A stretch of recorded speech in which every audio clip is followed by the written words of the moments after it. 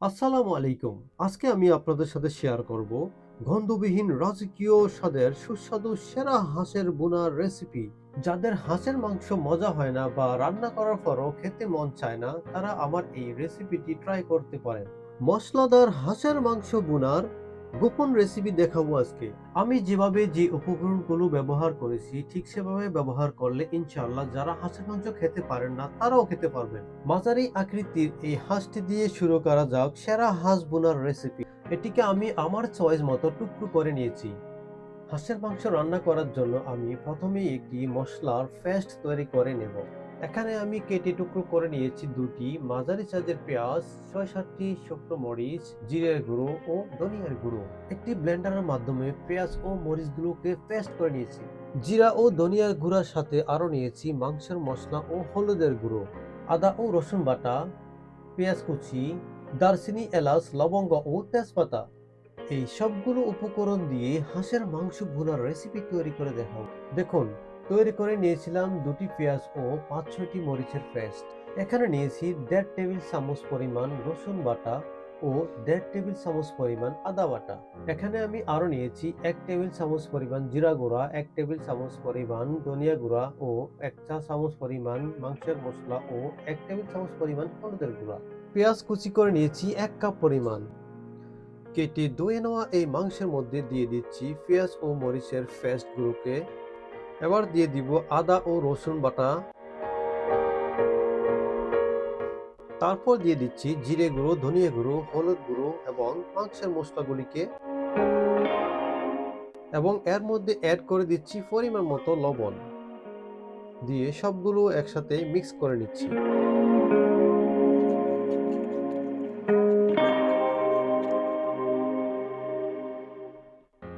এর মধ্যে কিছু তেল অ্যাড করে নিব।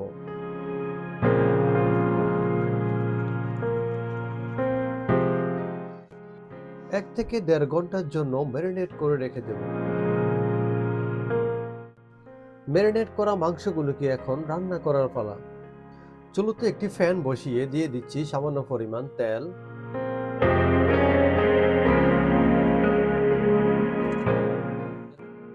তারপর এর মধ্যে দিয়ে দিব দারচিনি, এলাচ, লবঙ্গ ও তেজপাতাগুলোকে।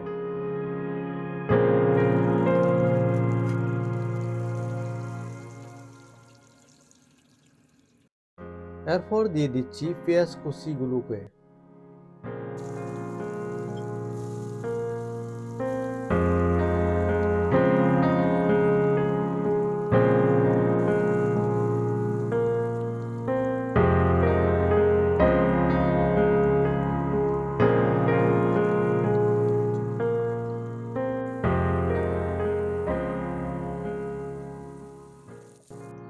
এভাবে পেঁয়াজগুলো হালকা বাদামি হয়ে আসার পর দিয়ে দিব এর মধ্যে ম্যারিনেট করা হাঁসের মাংসগুলিকে।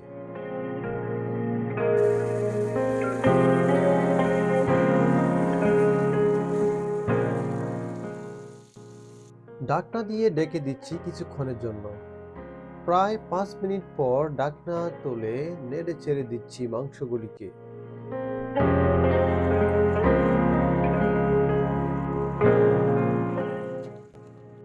আবারও প্রায় ৫ মিনিট পর এসে নেড়ে চেড়ে দিচ্ছি।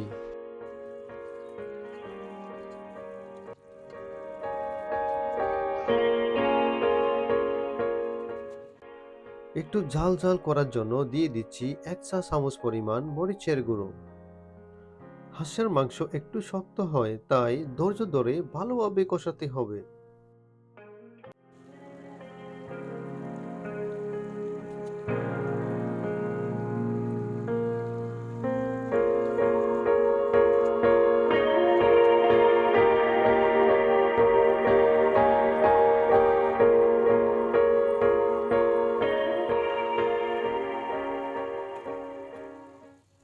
এখন আমি এর মধ্যে অ্যাড করে দিব পরিমাণ মতো গরম পানি।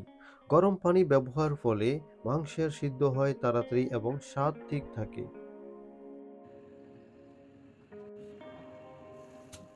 আপনি চাইলে এক্ষেত্রে একটু গুঁড়ো দুধ বা নারিকেলের দুধ দিতে পারেন, এতে একটা বেস্ট রিচ ফ্লেভার আসবে।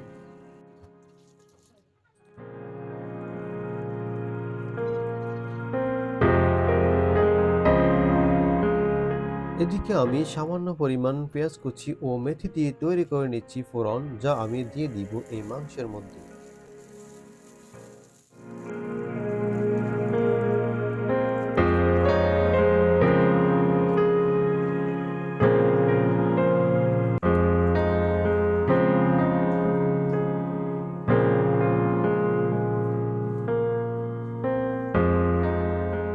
এবার দিয়ে দিচ্ছি মাংসের মধ্যে।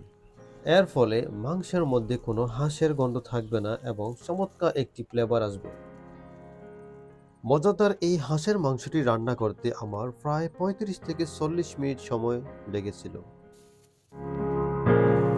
হাঁসের মাংসে থাকে উচ্চ protein, iron, zinc, vitamin B 12 ও বি 6। হাঁসের মাংসে প্রচুর ভিটামিন থাকে যা পেশি গঠনে সাহায্য করে এবং রক্তের শূন্যতা প্রতিরোধ ও রোগ প্রতিরোধ ক্ষমতা বাড়ায়। এতক্ষণ ধৈর্য ধরে এই ভিডিওটি যারা দেখেছেন তাদেরকে অনেক অনেক ধন্যবাদ এবং এই রেসিপিটি কেমন লাগলো তা অবশ্যই কমেন্ট করে জানাবেন। এবং পরবর্তীতে আমার আরও চমৎকার ও নতুন নতুন রেসিপি দেখার আমন্ত্রণ রইল। ততক্ষণ পর্যন্ত সবাই ভালো থাকবেন। ধন্যবাদ।